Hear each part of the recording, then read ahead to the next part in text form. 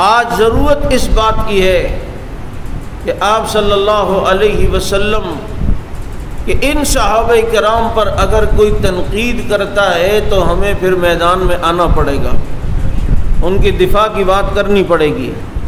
میں اس لیے بات کر رہا ہوں، آپ کو پتہ ہے رمضان میں شیطان تو بند ہو جاتا ہے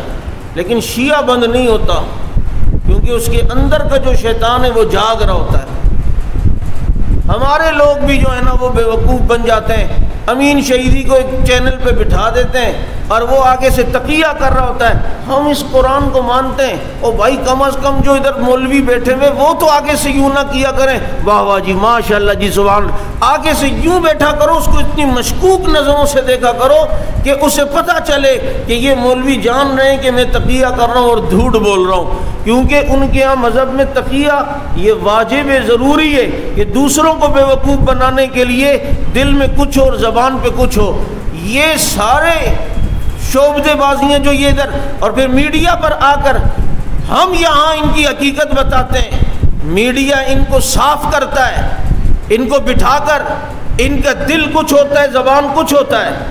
زبان پہ کچھ ہوتا ہے، اور یہ اپنے آپ کو وہاں کلیئر کرنے کی کوشش کرتے ہیں اور جھوٹا کلیئر کرنے کی کوشش کرتے ہیں۔ میڈیا کی یہ حرکت قابل قبول نہیں۔ رمضان ٹرانسمیشن کے نام پر تم لوگوں کو بے وقوف یوں بناتے ہو، ایک ایسے لوگوں کو کہ جو قرآن کے منکر ہیں، نبی کی ختم نبوت و صحابہ کے منکر ہیں، انہیں صاف کرنے کے لیے بٹھاتے ہو، جو جھوٹ سے کہتے ہیں ہم مانتے ہیں، ہم پر الزام ہے، اور لوگ بے وقوف سمجھتے ہیں کہ جناب واقعی یہ صحیح کہہ رہا ہے۔ اگر ایسی ہی بات ہے، ان کی حقیقت کو اگر سمجھانا ہو، یہ سچ بول رہے ہیں یا غلط بول رہے ہیں، ہم میں سے بھی کسی کو بٹھایا جائے،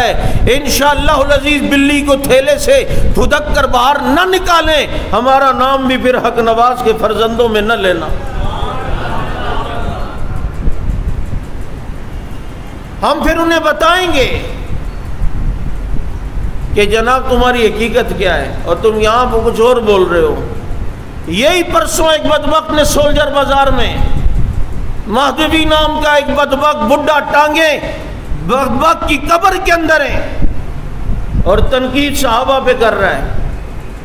کہ جی نعوذ باللہ قرآن نے تو صحابہ کی مذمتیں کی ہیں، قرآن نے تو صحابہ کی کھچائیاں کی ہیں، نبی نے کی ہیں، اور کوئی ایک آیت بھی پیش نہیں کر رہا بدبخت ہے، وہ تو مت پیش کرے، کوئی حدیث پیش نہیں کر رہا اور الزامات لگا رہا ہے، اور پھر اپنی حقیقت بھی خود بتا رہا ہے، کہہ رہا ہے کہ جی ایک بات کر رہا ہوں آپ لوگوں کو بہت بری لگے گی، یہ امام جعفر صادق فرماتے ہیں کہ تقیہ دین کے 10 حصے 9 حصے تقیے میں، یعنی اپنی دین کو چھپایا کرو، تو ظالم تو اپنے دین کو چھپانا، یہ تبرہ پھر سامنے کیوں لا رہا ہے؟ اور وہ بتا رہا ہے کہ تقیہ ہمارے مذہب کا حصہ ہے اور واجب ہے، اور کہنے لگے کہ اللہ تعالیٰ اس کی بخشش نہیں کرے گا جو مرنے سے پہلے تقیہ نہ کرتا ہو۔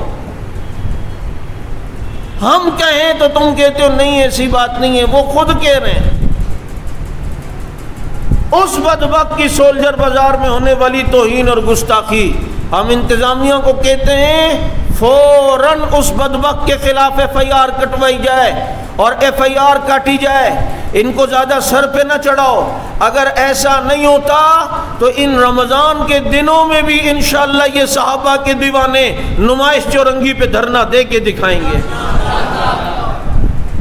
پھر ہمیں رمضان کے روزے کی پرواہ نہیں ہوگی،